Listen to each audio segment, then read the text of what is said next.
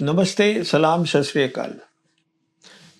बहुत सारे लोगों ने मुझे ये कहा कि आप एक वीडियो हिंदी और उर्दू में बनाइएगा खाड़ी युद्ध के बारे में, जिसको हम वेस्ट एशिया बोलते हैं, क्योंकि जहाँ वहाँ युद्ध है वहाँ उसमें 5 महीने पूरे हो गए हैं और अब वो छठे महीने में है। तो ये मेरी कोशिश है उसको बनाने की। तो सवाल ये पूछा जा रहा है आज वेस्ट एशिया में 5 महीने से लड़ाई चल रही थी। हम जानते हैं लड़ाई शुरू हुई थी 28 फरवरी को, जब अमेरिका और इज़राइल ने धोखे के साथ ईरान पे हमला कर दिया था और 2 दिन के अंदर-अंदर 2nd ऑफ मार्च को ईरान ने जो स्ट्रेट ऑफ हर्मुज़ है, जहाँ से 20% दुनिया का तेल और गैस निकलती है, उसको बंद कर दिया। वो ईरान के कब्ज़े में है स्ट्रेट ऑफ हर्मुज़। और हम ये भी जानते हैं कि ये लड़ाई इन पिछले 5 महीने में जो 28 फरवरी को शुरू हुई थी, 17 जून को अमेरिका राज़ी हो गया था ईरान से बातचीत करके एक एग्रीमेंट करने की, जिसको बोला जाता है मेमोरेंडम ऑफ अंडरस्टैंडिंग। देखिए, आप एग्रीमेंट तभी करते हैं किसी मुल्क के साथ जब आपको लगता है कि आपके पास लड़ाई करने के जो ऑप्शंस थे, वो हैं ही नहीं। नहीं तो क्यों अमेरिका किसी ईरान के साथ, जो कि मिलिट्री ताकत में कम माना जाता है, उसके साथ बैठकर एग्रीमेंट करेगा। पर उसके बाद क्या हम जानते हैं, 15 जून को ये हुआ, पर फिर प्रेशर पड़ा बहुत सारा प्रेसिडेंट ट्रंप पे अमेरिका के अंदर, तो उन्होंने अपना ही साइन करा हुआ एग्रीमेंट खुद ही तोड़ दिया। तो मैं आपको ये बताऊंगा पिछले 5 महीने में जो खास नुमाइंदे हैं, जो मुल्क हैं वेस्ट एशिया में, जो इस लड़ाई में शामिल हैं, जैसे कि अमेरिका हुआ, ईरान हुआ, इज़राइल हुआ, खाड़ी मुल्क हुए, पाकिस्तान हुआ, ये आज किस कगार पे खड़े हैं, कहाँ खड़े हैं, ये बताऊंगा। पर ये बताने से पहले 2 बातें बताना चाहूँगा। पहली बात तो ये है, 3 बातें बताना चाहूँगा। पहली बात तो ये है कि ये लड़ाई उस वक़्त हो रही है जब दुनिया में एक बड़ी ताकत नहीं है, 3 बड़ी ताकतें हैं। अमेरिका एक ताकत नहीं है। आज अमेरिका भी है, चाइना भी है, रशिया भी है। ये 3 ताकतें तय करेंगी कि दुनिया किस तरफ जाएगी, दुनिया का क्या हश्र होगा। और 2 ताकतें उसमें से, 3 में से, रशिया और चाइना आज ईरान के साथ खड़ी हैं। अरे! ईरान के साथ तो बहुत सारे मुल्क खड़े हैं और उसका सबूत ये है कि जब ईरान के सुप्रीम लीडर, जिसको धोखे से मारा गया था अमेरिकन और इज़राइली की फोर्सेस ने, उनका अभी जो बुरियल हुआ था, फ्यूनरल हुआ था, उसपे 4 करोड़ लोग आए थे और दुनिया के बहुत हेड ऑफ गवर्नमेंट्स और प्राइम मिनिस्टर और प्रेसिडेंट सब आए थे। तो ईरान के साथ बहुत लोग खड़े हैं। तो अब कहने ये तो एक बात हो गई। दूसरी बात मैं ये बताना चाहूँगा कि ये आम-ताम लड़ाई नहीं है। ये वो लड़ाई है जिससे कि हर दिन दुनिया की इकॉनमी, दुनिया का सारी जो रहन-सहन है, ऊर्जा की प्रॉब्लम्स हैं, सब कुछ अफ़ेक्ट हो रहा है। क्योंकि स्ट्रेट ऑफ हॉर्मुज़ से ये जो खाड़ी मुल्क हैं, खाड़ी मुल्क आप जानते ही हैं कौन-कौन से हैं, जैसे सऊदी अरेबिया हुआ, यूएई हुआ, कतर हुआ, ओमान हुआ, ये कुवैत हुआ। तो ये जो मुल्क हैं, बहरीन हुआ, यहाँ से तेल और ऑयल ये सब जाता है, करीबन 20% ये स्ट्रेट ऑफ हॉर्मुज़ से जाता है। और स्ट्रेट ऑफ हॉर्मुज़ अगर बंद कर दिया जाए और ये ना मिले, इसका मतलब जितने भी मुल्क हैं, जिनको ज़रूरत है इस तेल की, उनको नहीं मिलेगा। हम खुद अपने मुल्क में देख रहे हैं, इंडिया में, जब से ये लड़ाई शुरू हुई है, डीज़ल के रेट बढ़ गए हैं, पेट्रोल के रेट बढ़ गए हैं, एलएनजी लोगों को नहीं मिल रहा है, बहुत दिक्कतें हो रही हैं। तो सवाल ये है कि ये वो लड़ाई है, जो ऐसी लड़ाई नहीं है कि कहीं हो रही है। अरे! ये वो लड़ाई है जिससे पूरा दुनिया जो है वो अफ़ेक्टेड है। तो हर इंसान जानना चाहता है ये लड़ाई कहाँ पहुँची है और कब ख़त्म होगी। और तीसरी बात क्या है कि ये लड़ाई वो लड़ाई है जो अमेरिका में बहुत अनपॉपुलर हो गई है, लोग खुश नहीं हैं। करीबन 67% लोगों, अभी एक सर्वे हुआ था, उन्होंने ये कहा है ये हमारी लड़ाई है ही नहीं, यहाँ से प्रेसिडेंट ट्रंप को वापस आ जाना चाहिए। क्योंकि जो दुनिया में हो रहा है वहाँ उसका असर अमेरिका पे भी पड़ रहा है। अमेरिका में महंगाई बढ़ गई है, तेल और गैस के जो प्राइसेस हैं, दाम हैं, वो बढ़ गए हैं और ये बढ़ता रहेगा। तो ये जब हम बात समझ लेते हैं तो अब हम आते हैं इन मुल्कों, ये कहाँ खड़े हैं, तो उनके बारे में बात करते हैं। सबसे पहले अमेरिका की बात करते हैं, प्रेसिडेंट ट्रंप की। देखिए, जहाँ तक प्रेसिडेंट ट्रंप का ताल्लुक है, उन्होंने बहुत बड़ी गलती करी है ये।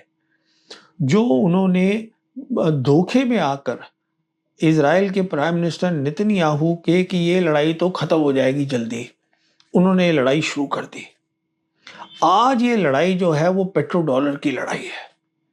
इसको थोड़ा समझाता हूँ, क्या चीज़ है पेट्रो डॉलर। देखिए, 1974 में अमेरिका ने सऊदी अरेबिया से बात करी और कहा कि देखिए, आपके पास तेल और गैस है, ये आप दुनिया को, बहुत सारे मुल्क हैं दुनिया में, एशिया में जापान है, इंडिया है, चाइना है, साउथ कोरिया है, यूरोप में है बहुत मुल्क, जो जिनको आपका तेल और गैस चाहिए।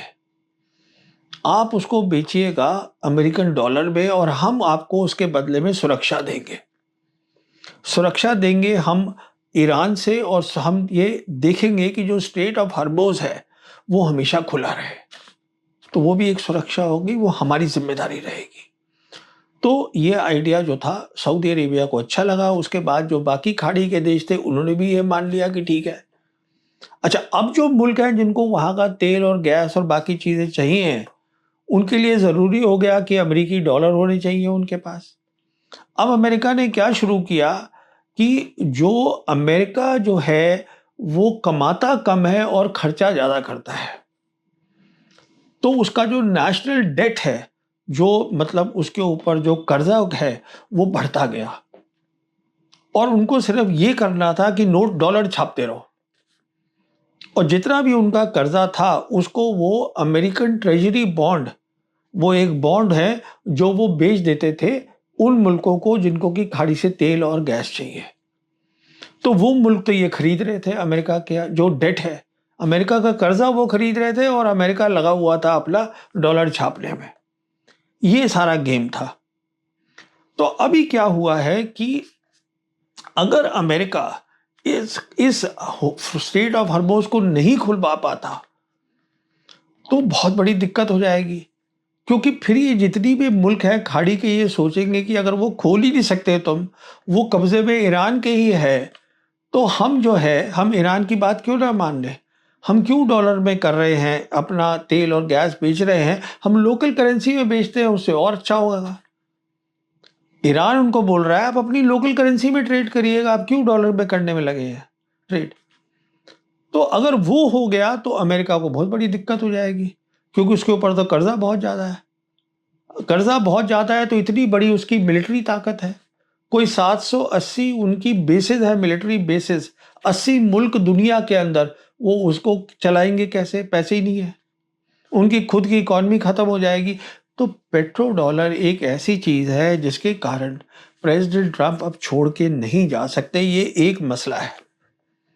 साथ में एक और मसला क्या है कि अभी एक रिपोर्ट आई है कि जो नज़दीकी सलाहकार हैं प्रेसिडेंट ट्रंप के, जो मिलिट्री के मामलों को जानते हैं, और जैसे कि मतलब जेडी वैंस उनके वाइस प्रेसिडेंट हैं, उनके chairman joint chiefs of staff, सबसे बड़े मिलिट्री कमांडर हैं जनरल केन, उन्होंने ये बताया है प्रेसिडेंट ट्रंप को कि देखिए, हमारे पास मिसाइल्स बहुत कम हो गई हैं, क्योंकि अभी तक जो आप लड़ाई लड़ रहे थे उसमें खर्चा बहुत हो गया है मिसाइल्स का। और ये वो मिसाइल नहीं है जो आपने फायर करनी है, ये वो मिसाइल है जो कि ईरान और ड्रोन की मिसाइल्स को रोकेंगी, जिसको हम बोलते हैं इंटरसेप्टर्स, रोकने वाली, जो बहुत महंगी होती है, बनने में बहुत वक्त लगता है, और उसकी खास कमी आ गई है। इसका मतलब अगर ईरान फायर करता है इजराइल पे या बाकी जो और है खाड़ी के अंदर मुल्क हैं जैसे जॉर्डन है, जहाँ पर बेसिस हैं अमेरिका की, तो फिर वो उनको रोक नहीं पाएंगे। तो उनके लोग कहेंगे कि भाई ये अमेरिकन बेसिस हमने यहाँ क्यों रखी है, तो हमारा नुकसान हो रहा है, हमें सुरक्षा कहाँ मिल रही है इससे। वो कमी आ गई है। तो कह और इस और साथ साथ अब ये सबसे अहम बात है जो आप समझिए, प्रेसिडेंट ट्रंप धमकाते रहते हैं ईरान को कि मैं तुम्हारे ऊर्जा के जितने भी साधन हैं, तुम्हारी ऑयल फैसिलिटीज हैं, गैस फैसिलिटीज हैं, उन सबको तबाह कर दूंगा। मैं तुम्हारी जितनी पावर की ये है एनर्जी है, जैसे आपके इलेक्ट्रिसिटी है, उसको ख़त्म कर दूंगा। ईरान ने ये कहा है कि आप जो हमारे ऊपर करेंगे, हम जीसीसी कंट्रीज जहां पर कि आपकी बेसिस हैं, हम उसको वहां तबाह कर देंगे। अब सवाल ये है कि अगर प्रेसिडेंट ट्रंप ये सब ईरान पे करते हैं तो ईरान तो शायद झेल लेगा। क्यों झेल लेगा? क्योंकि ईरान जो है, खाड़ी मुल्क छोटे छोटे से हैं। ईरान जो है बहुत बड़ा है, इराक से 4 गुना है।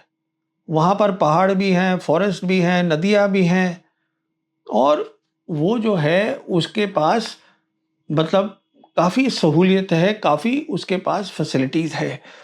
पर ये जो खाड़ी के मुल्क हैं, इनकी दिक्कत हो जाएगी अगर इनसे आप, ये जितने भी खाड़ी के मुल्क हैं, आप एक बात समझिएगा, इनके पास सिर्फ गैस और तेल है, इनके पास ना तो पानी है।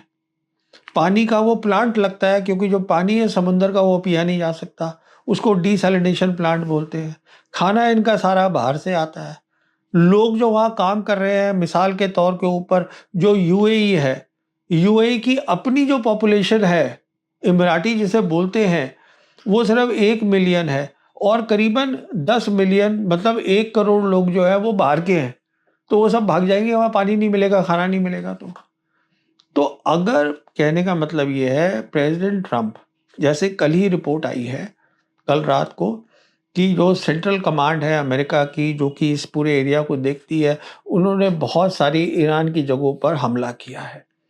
वो हमला करेंगे, पर वो बिल्कुल नहीं हमला करेंगे उनकी ऊर्जा की फैसिलिटीज पर, उनकी पावर की फैसिलिटीज पर। क्योंकि अगर जीसीसी कंट्रीज को उन्होंने तबाह कर दिया तो पेट्रो डॉलर्स तो वैसे ही खत्म हो गए, लोग भी भाग जाएंगे वहां से। तो इस कहने का मतलब ये है, प्रेसिडेंट ट्रंप बहुत बुरे फंस गए हैं। मसला सारा पेट्रो डॉलर्स का है। स्ट्रेट ऑफ हॉर्मुज़ ईरान खोलने को तैयार नहीं है, ना वो वापस जा पा रहे हैं और ना वो बता पा रहे हैं देश को कि मैं हार गया हूं लड़ाई में। तो ये अमेरिका की हालत है। अब देखिए आप ईरान को, आज ईरान क्या चाहता है? ईरान ये चाहता है कि जो अमेरिकी फौजें हैं, जो कि वेस्ट एशिया में, खाड़ी में, उस पूरे वेस्ट एशिया के एरिया में करीबन 50,000 अमेरिकी फोर्सेस हैं। वहां पर 19 बेसेस हैं अमेरिका की, जिसमें 19 में से 5 तो यही हो गई खाड़ी देशों के साथ, बाकी जॉर्डन है, इजिप्ट है, बाकी और मुल्कों के अंदर है, टर्की है, इन सब में है उनकी। तो कहने का मतलब ये है कि उनकी फौजें वहां बैठी हुई हैं सारी की सारी। तो अगर ईरान का ये कहना है कि ये सारी फोर्सेस यहां से चली जाए, वो ये चाहता है। तो वो चाहता है इसके बदले में जितने भी मुस्लिम कंट्रीज हैं, इस्लामिक कंट्रीज हैं, वो आपस में मिलकर अपनी सिक्योरिटी तय करें, मिल के तय करें। जितने भी हमारे मसले होते हैं उनके हल क्या होंगे वो हम खुद तय करेंगे। तो इसलिए उन्होंने खाड़ी को, स्ट्रेट ऑफ हॉर्मुज़ को बंद करके रख दिया है और वो उसको नहीं खोलेंगे। अभी एक रिपोर्ट आई थी कि स्ट्रेट ऑफ हॉर्मुज़, अगर आप देखिएगा तो 2 मुल्क हैं जो उसको चलाएंगे, एक है ईरान और दूसरी तरफ है ओमान। तो ये स्ट्रेट ऑफ हॉर्मुज़ में क्या है, ये पूरा एक पानी का वो है, वाटरवे है, जिसमें पर्शियन गल्फ है, स्ट्रेट ऑफ हॉर्मुज़ है और गल्फ ऑफ ओमान है। तो इसमें अंदर जो भी जहाज जाते हैं लेने के लिए तेल, गैस वगैरह, 2 रास्ते से जा सकते हैं। या तो वो जा सकते हैं ओमानी के रास्ते, कोस्ट के साथ साथ, या जा सकते हैं ईरान कोस्ट के साथ साथ। तो अभी जीसीसी कंट्रीज ने, खाड़ी मुल्कों ने ओमान से कहा, अमेरिका ने ओमान से कहा कि साहब आप ईरान से बात करिएगा और उनको एक आइडिया दीजिएगा। आइडिया ये दीजिएगा कि एक तो जो आप फीस की बात कर रहे हैं, ईरान वहाँ फीस लगाना चाहता है, तो आप फीस मत लगाइएगा, जिसको अपनी मर्जी से पैसे देने हैं वो दे दे। और दूसरा आप ये करिएगा कि जो 2 रूट हैं, 2 रास्ते हैं, ओमानी और इराकी, इन दोनों में से जहाज़ों को अंदर आने दीजिए। उन्होंने मना कर दिया ईरान ने। ईरान ने कहा है सारे जहाज़ जो अंदर जाएँगे वो सिर्फ़ ईरान के रास्ते से जाएँगे। और उन्होंने कहा है जो वापस आएँगे वो कुछ ओमान के रास्ते से आ सकते हैं, क्योंकि रास्ता वही है वापस आने का, और कोई है ही नहीं। तो कहने का मतलब ये है, ईरान जानता है उसकी ताकत है स्ट्रेट ऑफ हॉर्मुज़ और उसको नहीं छोड़ेगा। और जो अमरीकी हैं, फ़ौजें हैं, उनको आइडिया भी नहीं है उन्होंने वहाँ कितनी मिलिट्री ताकत ईरान ने डाली हुई है, वो उसको नहीं छुड़ा सकते हैं। उसके साथ-साथ क्या हो रहा है कि सऊदी अरेबिया अब सबसे बड़ा जीसीसी कंट्री है, जो पूरा अरेबियन पेनिनसुला है, बाकी सब छोटे-छोटे से हैं। अब उनके साथ दूसरा पंगा चल रहा है, और वो ये है कि उन्होंने येमनीज़ जो हैं, आप देखिएगा साउथ में है सऊदी अरेबिया के यमन। येमनीज़ जो हैं, जिसको हूतीज़ भी बोलते हैं, वो उन्होंने पिछले 12 साल से उनके ऊपर एक तरीके की पाबंदी लगा रखी है कि तुम अपने एयरपोर्ट इस्तेमाल नहीं करोगे, सी पोर्ट इस्तेमाल नहीं करोगे। और येमनीज़ के पास ताकत है, जैसे स्ट्रेट ऑफ हॉर्मुज़ है उसी के साथ लगा हुआ रेड सी है, जहाँ से 12 से 15% दुनिया का ट्रेड होता है।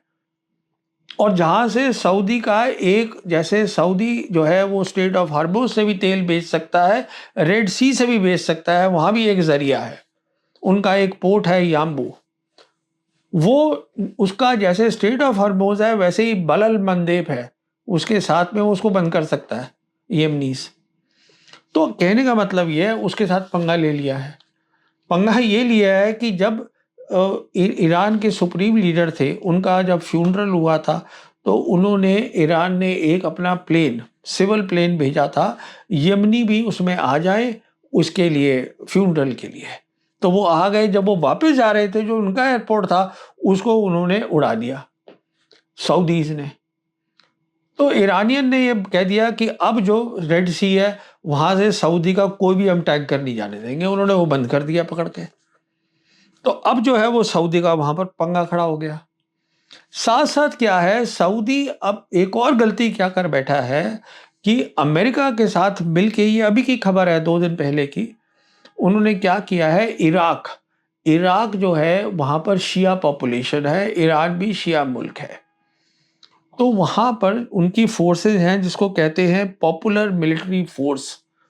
ये मिलिशिया है, रेगुलर आर्मी नहीं है, बट ये वो आर्मी है जो इराकी प्रधानमंत्री के अंडर काम करती है, तो एक तरीके की रेगुलर ही हो गई।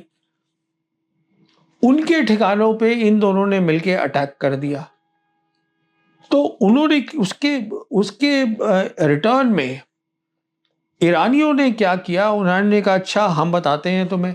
उन्होंने जॉर्डन में जहाँ अमेरिका की बेसेस हैं उस पर अटैक कर दिया। तो अब ये जो अटैक है ये दोनों तरफ से चल रहा है। अब सऊदीज़ घबरा गए हैं।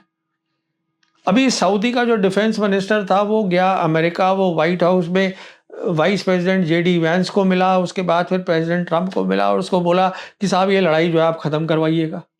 अब लड़ाई कैसे ख़त्म हो जाएगी, ये तो बढ़ रही है। तो ये कहने का मतलब ये है, ईरान एक बहुत बड़ी अच्छी पोजीशन में है आज। उसने बहुत सालों तक, डेकेड्स तक ये तैयारी करी है। उसकी जो मिसाइल सिटीज़ हैं वो सब अंडरग्राउंड है। ऊपर जो भी है वो सिविल इंफ्रास्ट्रक्चर है, और उसके बाद लोग रहते हैं, सब कुछ मिलिट्री अंडरग्राउंड है। पूरी मदद मिल रही है उसको, चीन से भी मिल रही है, रशिया से भी मिल रही है। वहाँ वो मिसाइल्स बना भी रहा है, ड्रोन्स भी बना रहा है। तो वो एक लंबी लड़ाई के लिए तैयार है। और जहाँ तक, जैसे मैंने आपको बताया, जो वक्त है वो आज ईरान के साथ खड़ा है, वक्त ट्रंप के साथ नहीं है, क्योंकि ट्रंप की घर में बहुत प्रॉब्लम्स हो रही हैं। तो ये तो मसला हो गया ईरान का, बहुत अच्छी पोजीशन में है। अब आप आइए इज़राइल में। इज़राइल जो है वो सबसे बड़ी, ये प्रॉब्लम की जड़ इज़राइल है, क्योंकि इज़राइल का हमेशा ये रहा है सोच कि किस तरीके से ईरान को हराया जाए। जो ईरान नहीं हार पा रहा है, उन्होंने बाकी और जो मुल्क हैं उनको सबको शिकस्त दे के वो चाहते हैं कि पूरा एरिया जो है वो अब एक इज़राइल बन जाए। कब्जा करना चाहते हैं हर जगह पर। ग्रेटर इज़राइल, इज़राइल ड्रीम है एक उनकी ज़ायनिस्ट की, जो ये सोचते हैं कि हमें बढ़ना है। तो सारी प्रॉब्लम की जड़ ये है। तो जहाँ तक इनका ताल्लुक है, अभी इज़राइल के प्राइम मिनिस्टर नेतन्याहू अभी 1 दिन पहले प्रेसिडेंट ट्रंप को मिले थे व्हाइट हाउस में, और उन्होंने कहा है कि वो मान गए हैं प्रेसिडेंट ट्रंप कि मैं तुम्हें पूरा जो है तुम्हारे साथ मैं कोऑपरेट करूँगा और हम मिलके काम करेंगे। पर उनका तो प्रायोरिटी अलग है। उनकी प्रायोरिटी ये थोड़ा है कि हरबोस खुले, उनकी प्रायोरिटी ये थोड़ा है कि पेट्रो डॉलर्स हो। उनकी प्रायोरिटी ये है कि ईरान के पास न्यूक्लियर वेपन नहीं होना चाहिए। क्योंकि अगर ईरान के पास न्यूक्लियर वेपन है तो इसका मतलब ये है कि ईरान शिकस्त कभी हो ही नहीं पाएगा। क्योंकि उन्होंने ऑलरेडी कोशिश कर ली, जब 28 फरवरी को लड़ाई शुरू करी थी, तो क्या लड़ाई थी वो? ये थी कि 28 फरवरी को जो टॉप लीडरशिप थी ईरान की, उसको मार दिया। ईरान जो इज़राइल है, उनकी स्पेशलिटी ये है, मोसाद जो उनकी एजेंसी है, स्पाई एजेंसी जो है, इंटेलिजेंस एजेंसी, वो पता लगाती है कौन सा लीडर कहाँ है, वो लीडर को मार दिया। उन्होंने सोचा था लीडर मर जाएंगे तो उसके बाद क्या होगा, ये पूरा मुल्क जो है वो ख़त्म हो जाएगा। वो तो हुआ नहीं। अब उनका निशाना है न्यूक्लियर वेपन पे। और एक और चीज़ जो वो देख रहे हैं, जो बहुत ही ज़रूरी है, समझने वाली है। देखिए, जहाँ तक ईरान का ताल्लुक है, वो चाहता है बाहर की ताकतें चली जाएं, मतलब कि अमेरिका। पर इज़राइल तो वेस्ट एशिया में ही है। तो अब एक बात और क्या हुई है कि जो इस साल जो अमेरिका का जो पेंटागन है, जो कि मिलिट्री हेडक्वार्टर्स है, उसका बजट है, उस बजट के साथ साथ एक लाइन और है, और वो ये है कि वेस्ट एशिया के लिए अमेरिका और इज़राइल की जो फोर्सेस हैं वो मिलके काम करें। कहने का मतलब ये है कि इतनी तगड़ी है इज़राइल की पकड़ अमेरिका की कांग्रेस के ऊपर, जो उनकी नियम बनाती है, लॉज बनाती है, कि उन्होंने उसको ये लिखवा दिया है ये होने के लिए। इससे वो क्या करना चाहते हैं कि अगर अमेरिका जाता भी है वेस्ट एशिया से, तो जो अमेरिका का जो सेंट्रल हेडक्वार्टर्स है, जिसको हम बोलते हैं सेंट्रल कमांड, वो इज़राइल प्राइम मिनिस्टर के अंडर आ जाएगा। इसका मतलब इज़राइल वहीं रहेगा, सेंट्रल कमांड हेडक्वार्टर वहीं रहेगा, अमेरिका की मिलिट्री एजेंसीज, इंटेलिजेंस एजेंसी सब काम करेंगी इज़राइली प्राइम मिनिस्टर के लिए। तो ये वो आगे की सोच रहे हैं कि इज़राइली नेतन्याहू की किस तरीके से मैं जो है, अमेरिका अगर निकल भी जाता है यहाँ से, फिर भी अमेरिका की मिलिट्री इंटेलिजेंस ताकत मेरे हाथ में रहे। तो ये इनका मसला है, वो बिल्कुल अलग है। अब देखिए, पाकिस्तान एक बहुत इंपॉर्टेंट रोल प्ले कर रहा है इस सब में। पाकिस्तान 4 चीज़ें कर रहा है जिसको मैं समझाना चाहता हूँ, क्योंकि जो चीज़ ग्राउंड पे हो रही है उसको आप झुठला नहीं सकते हैं। पहली बात, जैसे मैंने आपसे बताया कि ईरान चाहता है कि जो अमेरिका यहाँ से अगर निकल जाता है, तो हमारे पास इस्लामिक एक तरीका होना चाहिए, जिसको हम बोलते हैं इस्लामिक फ्रेमवर्क, जिसके तहत जो है, जो इस्लामिक कंट्रीज़ वहाँ हैं और सारी हैं, तो उनके जो मसले हैं हम आपस में हल कर लें, जिसको हम बोलते हैं कलेक्टिव सिक्योरिटी। हमें लड़ाई करने की ज़रूरत नहीं है, हमें लड़ाई सिर्फ बाहर की ताकत से करनी है, अंदर जो है हम बातचीत कर लें। पाकिस्तान इसके अंदर इस्लामिक फ्रेम, जो रीजनल फ्रेमवर्क है, जिसको मैं इस्लामिक फ्रेमवर्क बता रहा हूँ, एक बहुत अहम रोल प्ले कर रहा है।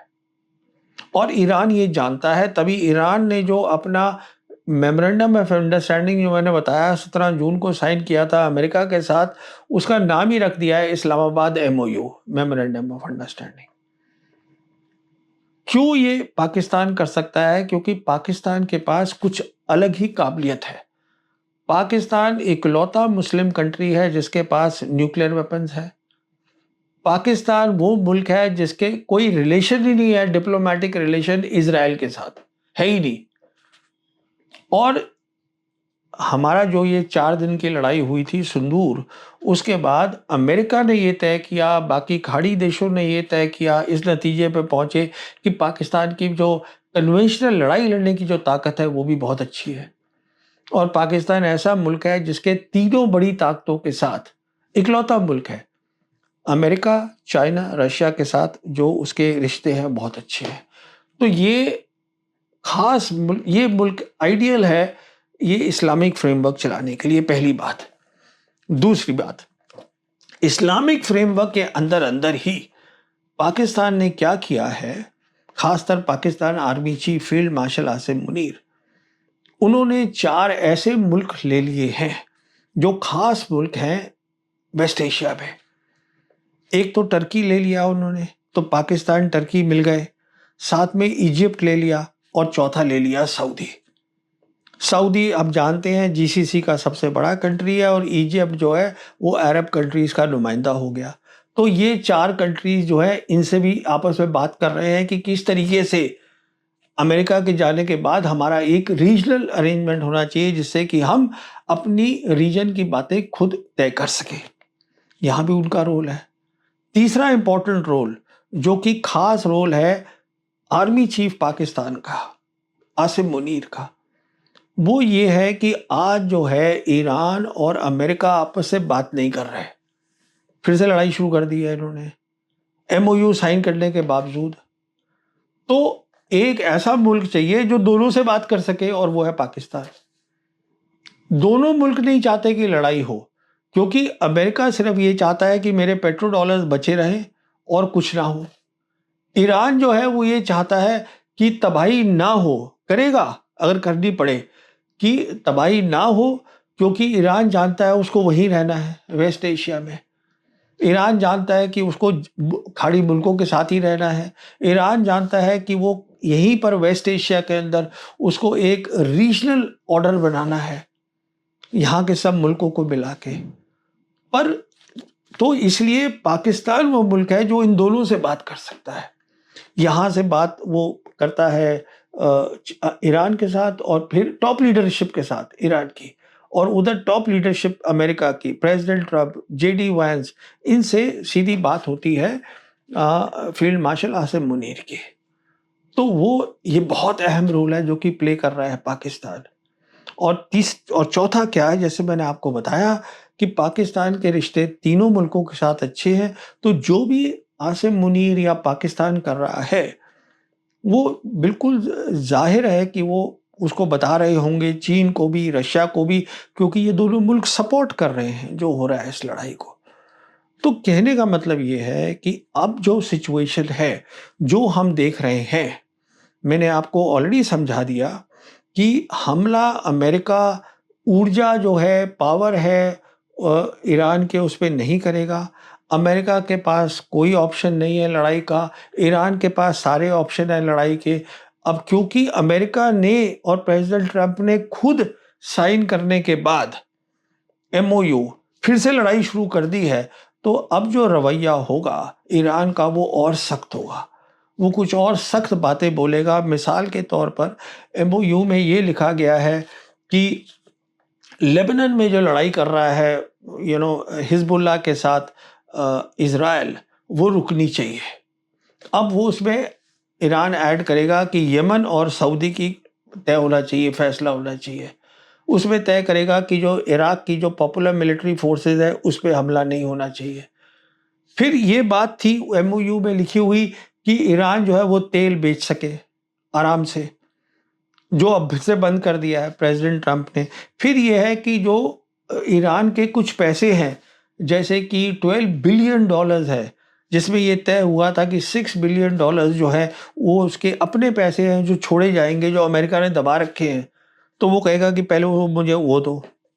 कहने का मतलब ये है कि आज लड़ाई उस स्टेज पर है, ये लड़ाई चलेगी, पर ये लड़ाई वहाँ नहीं जाने वाली जो कि लोग सोच रहे हैं कि मतलब बहुत ज़्यादा उसमें सिचुएशन में है प्रेसिडेंट ट्रंप कि बहुत भारी नुकसान कर देगा ईरान पे। ईरान को तकलीफ हो रही है, कोई शक नहीं है, पर ईरान वो लड़ाई लड़ रहा है जिससे कि वेस्ट एशिया बदलेगा और दुनिया बदलेगा। अब कब तक ये चलेगी लड़ाई वो प्रेसिडेंट ट्रंप को तय करना है, क्योंकि उनके पास ना तो कोई मिलिट्री ऑप्शन है, अमेरिका से प्रेशर आ रहा है, दुनिया से प्रेशर आ रहा है, क्योंकि दुनिया एक एक दिन हो रहा है हम देखते हैं कि जो डीजल के प्राइस है, पेट्रोल के प्राइस है, वो बढ़ते जा रहे हैं।